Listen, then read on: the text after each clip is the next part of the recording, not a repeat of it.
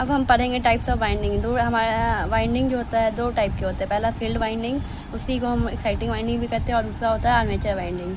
तो हम देखेंगे फील्ड वाइंडिंग क्या होता है। फील्ड वाइंडिंग वह है जो जिसकी वजह से हम मैग्नेटिक फील्ड प्रोड्यूस करते हैं, और फील्ड वाइंडिंग कैरी करता है मैग्नेटाइजिंग करंट को।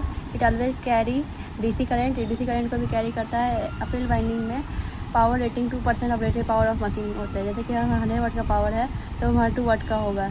जैसे कि इसमें हम देखेंगे कि हमारा फील्ड वाइंडिंग है जिसमें फ्लक्स करंट फ्लो हो रहा है, जिसकी वजह से हमारा फ्लक्स इम्प्रूव हो रहा है, और फील्ड वाइंडिंग की वजह से ही इलेक्ट्रॉन जनरेट होता है।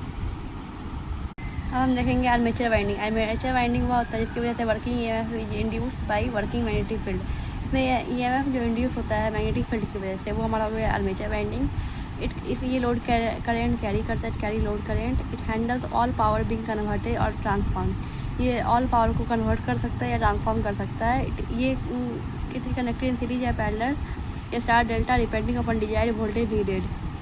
ये पैरेलल में कनेक्ट होते हैं, स्टार डेल्टा में ये डिजायर वोल्टेज नीडेड की वजह से होते हैं।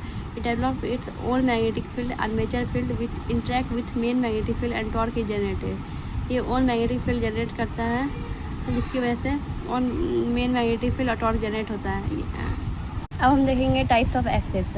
एक्सिस जो होता है दो टाइप के होते हैं, क्यू एक्सिस और डी एक्सिस।